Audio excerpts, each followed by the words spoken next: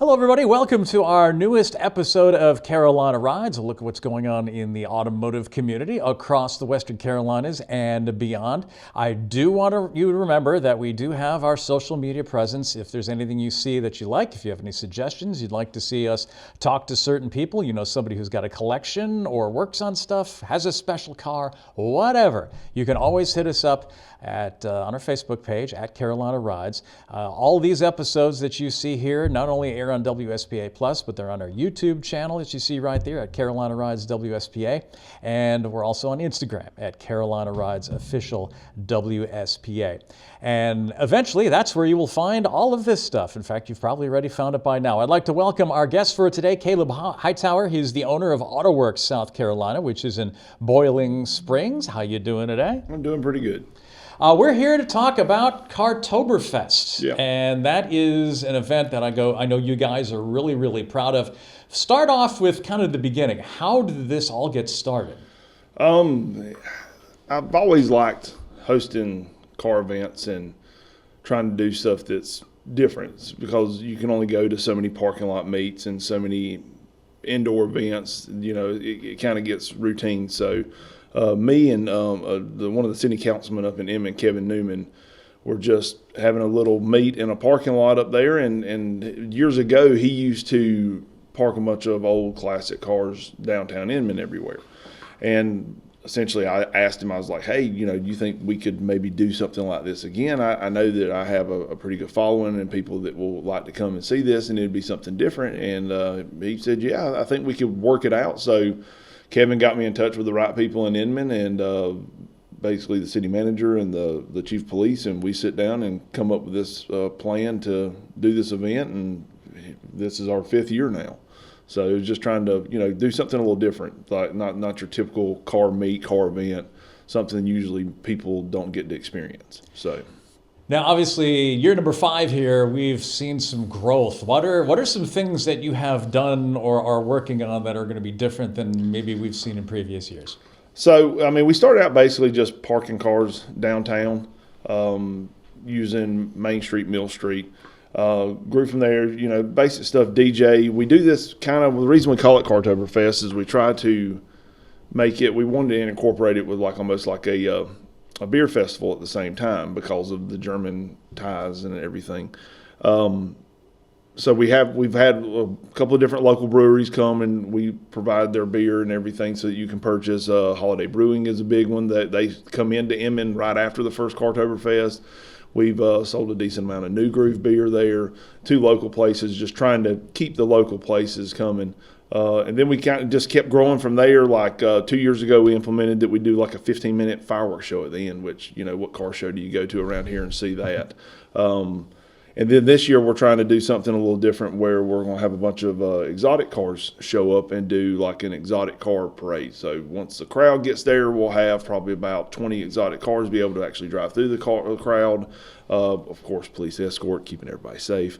But being able to see these cars, hear them rev their engines and not have to worry about somebody getting upset. And, you know, just the other thing is, too, is what I like to do about this event is it's a mix. So I try to explain to everybody that it's like cars and coffee at night.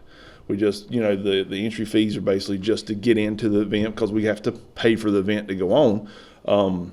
But yeah, everything's welcome. We want classic cars, imports, domestics, European, off-road vehicles, exotic cars, and we kind of park them just mixed up all over the place. You'd be amazed how some of these guys will, like a gentleman with a 69 Camaro might get into a really in-depth conversation with a guy with a older BMW because he doesn't know anything about it. He's used to going to car shows where he's parked next to 10 other 69 Camaros and they barely talk to each other because they're both trying to win the same trophy.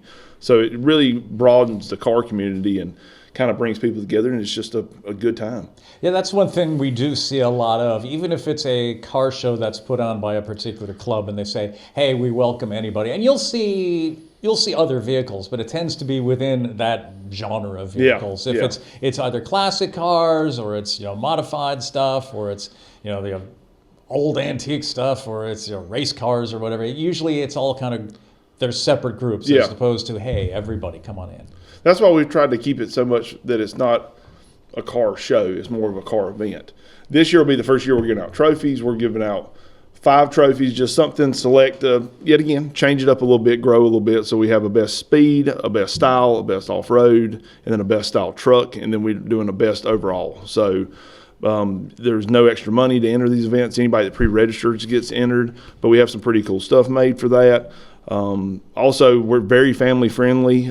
We have rides for kids there that are free. We'll have I think this year we got a couple of different balloon artists that are walking around, being able to just give kids different blow up balloons and everything. I mean, it's just a really fun atmosphere that's just different from your typical car event. And also the big thing is too, to bring people to downtown Inman. Inman's growing like crazy, so I want to be able to show people Inman and hopefully help that growth, get people there that normally wouldn't come there.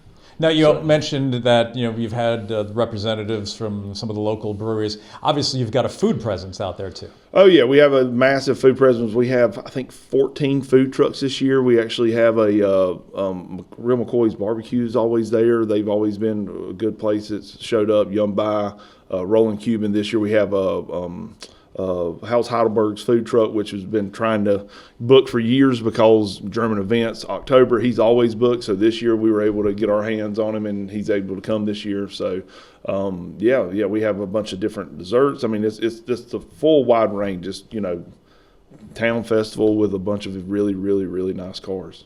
For somebody who is interested in going, what do they need to do? So essentially, you would go to our Facebook page or Instagram. You'll find the link on the event page on Facebook or in my Instagram as well at Autowerks SC. Basically, go down, scan the QR code, and it'll take you to Eventbrite, and you register. We have 2 different spots. We have a VIP section, like a premium parking that's near some of the vendor tents that we have there, and the main food area.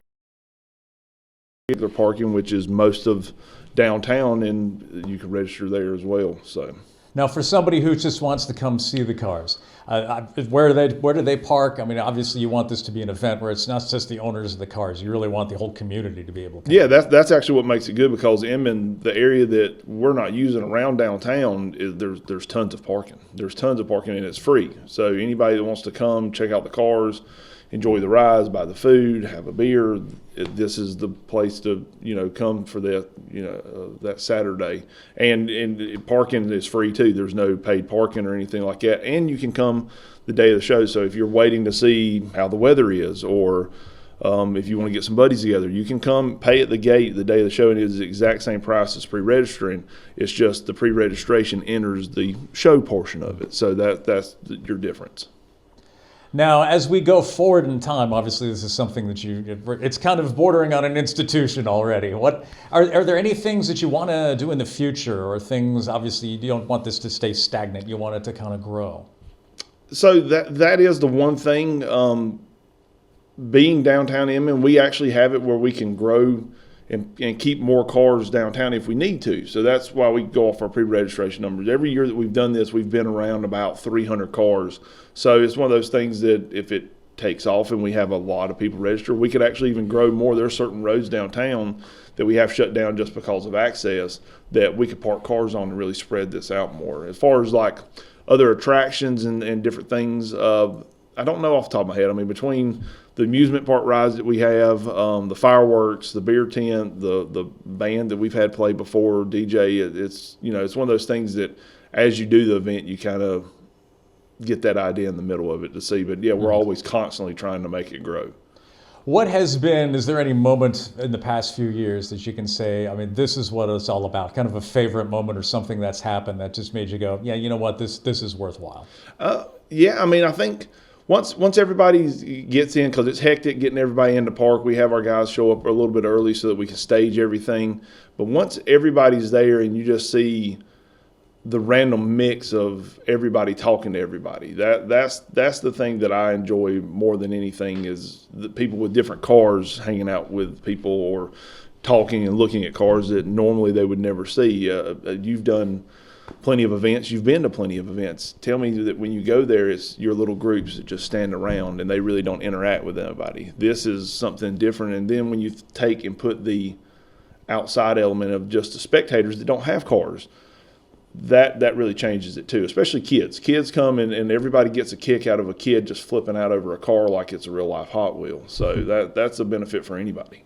Yeah, I have heard several car people say if you really want to get these kids interested in the cars, actually let them come up or get inside them. Yeah. I mean, interact a little bit, because that's just going to grow the love for the car community, and you've got somebody who can then push this forward in the future. Yeah. If you don't get kids interested into it, I mean, it's just going to be a bunch of old us standing around in the parking lot talking about the days when this used to be cool or whatever. So it's basically trying to extend that and make it where everybody still wants to customize cars and hang out and talk about cars and just kind of be a part of the culture. All right, one more time. That's downtown Inman, and the times on all that are? So it's October 11th. It'll be from 4 to 8:30. We shoot the fireworks at 8 o'clock. Nighttime in the fall, so it makes it where the weather's usually pretty good, and it's just a good time to show up and have fun. Okay, we're going to take a short break. When we come back, some of you may be wondering, especially if you're not in the Boiling Springs, Inman area, well, what is Autowerks? We're going to talk a little bit about the shop and some of the things they do coming up in just a little bit. Stay with Carolina Rides. We'll be right back. And welcome back to Carolina Rides. Joining me once again, Caleb Hightower from Autowerks SC in Boiling Springs. They're putting on CAR-TOBERFEST, which we had talked about in the first segment. Now we're going to go a little bit into Caleb himself in the business. How did you get interested in cars in the first place? It basically started, I was in high school, and of course, just being a guy wanting a cooler car, I was looking at like a WS6 Trans Am. That's what I wanted. And a friend of mine's dad owned a junkyard over in Greer at the time, and he was basically like, oh, you shouldn't worry about buying one of those. You should look at this. And he showed me a picture of a Toyota Supra. It was the Mark IV. So like the twin turbo, the one that ended up being famous from Fast and Furious. This was in like 98. And he was like, you know, I could probably get one of these in the junkyard and we could fix it and do all that kind of stuff. And so, of course, he never found one. And it got me hooked on it. So I ended up finding one and buying it and had that for, you know, a couple of years. And then the movie come out. And when the movie come out, the price, you know, shot up somewhat. And I was 21 and didn't really want to work on a very expensive car like that if it broke back in the day, because nobody here really knew much about them. So I sold that, and then I got into the Honda scene and had Hondas and Japanese cars forever, and then married a German lady and started buying German cars. So then when I opened up Autowerks, got more into like the truck off-road side of it. So yeah, it just kind of grew from there. How did you decide that working on the cars was going to be the way you wanted to go? Well, it kind of come. I will say this: I'm not the best mechanic, but it started with me just really fixing up the cars. I've always had the idea of what I wanted them to look at, what I need to do, and then the knowledge. Just like back in the day with the Honda stuff or anything, there weren't really anybody that done that. So you would either have to have buddies that done it or do it yourself. So it kind of just started from there. But I got into the whole business side of it, and I enjoyed fixing up cars, like kind of helping people have a vision of what they wanted to do and making that, like having them realize it, get to the point where it's what they wanted, you know. So that's kind of what done it for me is, and it's honestly a lot cheaper to fix up other people's cars than to buy them and try and fix them up yourself all the time. So it's kind of that. Now let's point out you did say that you're not the best mechanic, but you've got people for that. Oh yeah. No, like I have people, like I'm good at laying out the groundwork, figuring out, setting up and finding the stuff that you need. And I have really good mechanics that work there that are experienced in off-road, that know about Japanese cars, German cars. I mean, we have somebody that's kind of, it's almost like a collective that we have working at the shop where people are into different things across the board. So it makes it where no matter what comes in, we have somebody that's got some expertise in it to kind of, you know what we're getting into, what we're doing, and how to handle it. So. Well, tell me a little bit about some of the things that Autowerks specializes in. I mean, someone goes to the shop, what are they going for? What are the types of things that they would want to have done? Yeah, we get that a lot. People ask, so what we really do is we do a ton of suspension work. We lower and lift anything, pretty much across the board, from trucks, SUVs, to your Japanese cars, German, domestic, old and new. even I mean, we've done some of the old box Chevys that people have lifted in the past. I mean, we can do any of that. Wheels and tires, yet again, figuring out your offset, getting the right stuff, selling you the right stuff. You'd be amazed how many times I at least get 3 people a week that come in that have bought something online and it's wrong. And they were told by AI or the computer or whoever they order it from on the website that it would fit, and it doesn't. So we usually have to fix that. We do a lot of lighting. We do a lot of interior accessories. We do some performance bolt-ons. We do window tint there as well. So we have some vinyl wrap that we offer. So yeah, it's just, we don't do your typical maintenance, and we don't really go deep into like a motor build or transmission build, because a lot of people just kind of look for the stuff that I just mentioned. So. Now, talk a little bit about alignments and suspension work. I mean, that's always kind of a little dark art, Yeah. as far as I look at it. I mean, there are some. For example, let's just take a random Jeep. They're designed a certain way by automotive engineers, and it's like, oh, this is how we're going to do it. Then somebody's like, no, I want this 6 inches higher. Some of that is look. Is there anything? Is there anything you've got to be careful of when you do some of these in terms of what you might do either right or wrong with a car or truck? It's more about the patience of it. So like the alignment aspect of it, I'm glad you brought it up because I didn't mention, but we do so many alignments because all we work on is the custom stuff, either lowered or lifted, like I was saying. And 99% of the other alignment shops don't want to touch it or have the knowledge. So, that machine is kind of a tool. It's not the Bible. So you can't just go off what the alignment machine tells you. You got to be able to get it in spec. And a lot of places just don't want to deal with it because when you're dealing with a lifted truck or a lowered car, it takes more time. You got to know the kind of the tricks and the nuances that these vehicles have to make it do right. But yeah, we get a lot of that too. We get a lot of places where, I went to 4 alignment places, my car's not right, and they come in and we're able to get it right, and they're happy, and they come back again when they need something else. But yeah, alignment was a big reason I opened the place. I'd been working at another shop, and we were growing, doing suspension work and everything, but the facility we couldn't hold it. So it was one of those deals that I got tired of every time I would fix up somebody's car and tell them to go get an alignment because it's something you need to do, that all the alignment shops around us would basically be like, why did you do this? We can't align it. You've ruined your car. So I just knew that wasn't the case because there's other places that people have fixed up cars that there had to be a way around it. So I got to looking into the alignment thing and basically purchased the alignment machine. That's kind of what started everything. It's one of those things of, I just got tired of everybody else telling everybody no. So I figured I'd open a place where we could agree and say yeah and be able to do it. Now, I will ask you this question, and I'm probably going to step into something here, but there are 2 camps when it comes to this, and I know you guys have worked on some of these vehicles, because it's particularly with imports, whether it's BMWs or you'll see it on Honda's Lexi, I guess, with the plural of Lexus. When you start messing with and start changing the camber of the wheels and doing the alignment with that, I mean, there are some people who absolutely hate that and hate that look, and there are others who are like, oh, this is spectacular. Yeah. What are there pitfalls to doing that sort of thing? Is it just a look thing? I mean, are there certain things that you have to do and be really careful with when you do that? Yeah. So So it is one of those things that when that come around, it really started in the Volkswagen community. They were swapping different wheels from other manufacturers, and they were putting stuff from BMWs on Volkswagens, let's say a Bug or a Golf. And the width was a problem, so they would stretch the tire to put the tire on there, and it basically cups. Instead of being like a flat square, it would actually kind of round and pull. But it would make it where you could run a wider wheel on a car that wouldn't take it, and it would still have rubber. So if the wheel poked out, as you bring the car down, cars will naturally camber. So you would actually make the camber more so that you could pull it in and still have that wide wheel on the car. It was just a look thing. Performance-wise, no, there is no benefit to it, but the camber is not what eats up a tire. It's camber and toe. So if you have a cambered tire and a toe is off, you'll burn a tire up in a week, a month. I mean, it goes really fast. Camber wise, it'll still eat up the tire, but it's nowhere near as much. But yeah, performance wise, no.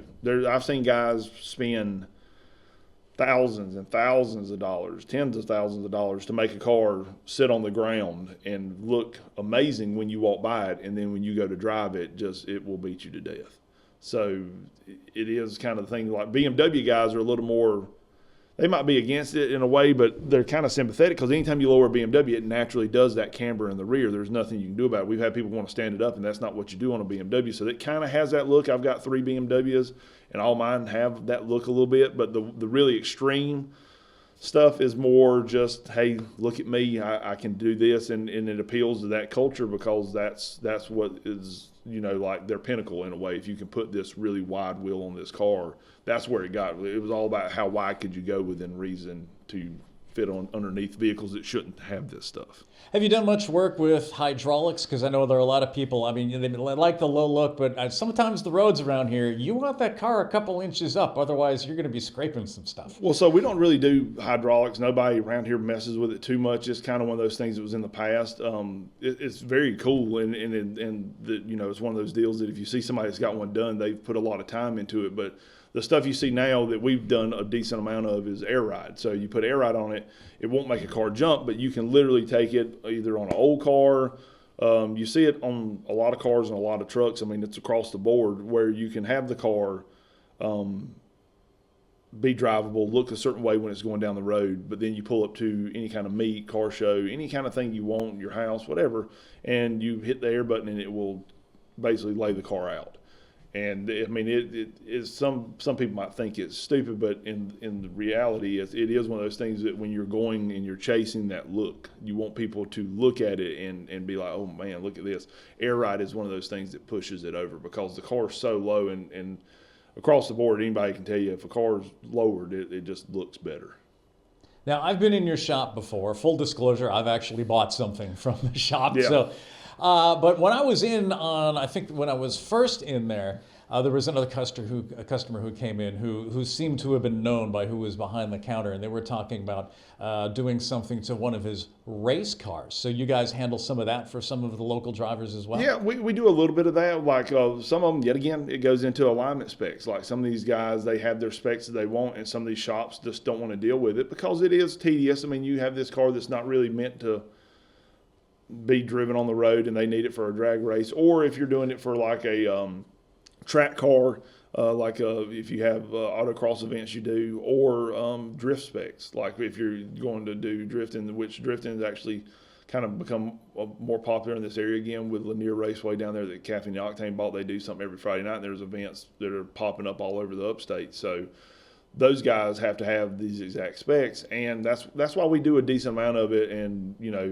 anybody watching this, you can bring it and we can take care of it where other guys might say no. So like a lot of times they'll give them a spec and they're like, hey, you can't do this, or we don't know how to do this. So that's not usually a problem for us. But that's when we're doing that, is either drag racing, some kind of track associated like road course or autocross, or somebody that's drifting. And and the setup on all three of those is completely different.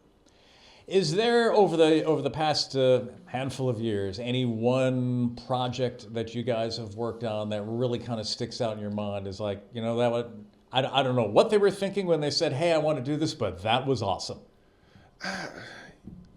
Golly, there's so many of them. We've lowered so many like crazy old trucks with air ride. We've lifted this stuff that's just crazy how much of lift it's got on it. The air ride we've done on so many cars, and some of them just being specific. Like I'm a big, like Japanese cars is what got me into this, so I like Japanese cars. So working on some of those, maybe like it's hard to say, man. It really is, because I'm somebody that likes any kind of car. If somebody's put passion into it, and really happy with what they've done, and not trying to boast and be like, hey, look at me, and waste your time just telling you everything they've done over the years of this vehicle, and they really haven't touched it or anything. I mean, anything that comes through is I'm always like kind of that, really like looking at any kind of build. So yeah, it's hard to say. We've just done so much random stuff. That's the one thing about the shop that's so awesome, is like yesterday we had 3 Nissans in there that we had to do an alignment and coilover adjustment on. We done 2 different lifts on different trucks, a diesel Chevy and then a Ford F-150, and then we had a Jeep sitting out in the parking lot that we were getting ready to do wheels and tires and change the suspension on in alignment. And I mean, that's all in one place. So yeah, it's kind of kind of crazy. What would be, if you were to be a customer of your own shop, what would be your kind of dream setup, your dream car and what you would want done?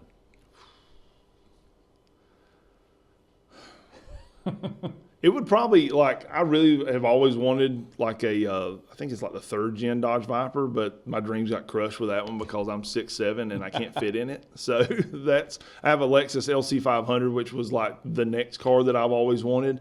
My car history, I've had about everything that I've wanted. So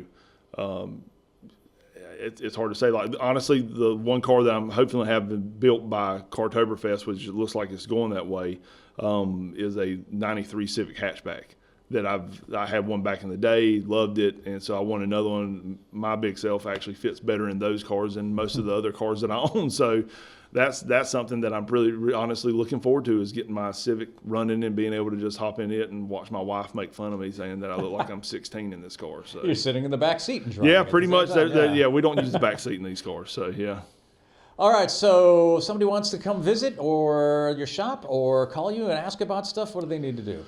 You can find us all over social media. We're on Instagram at Autowerks SC. We're on Facebook, same deal, Autowerks SC. You can go to autowerkssc.com, send us an email if you have a question, or you can just call the shop. It's 864-310. And we're right in Bowling Springs, right past Walmart before you get to Tractor Supply. You really can't miss it. We're the one on the side of the road that has custom cars sitting out front all the time. So awesome. Sounds great, and hope CART-OBERFEST. Unfortunately, I'm going to be out of town. I really wanted to go, but I never can do anything I want to do. Yeah.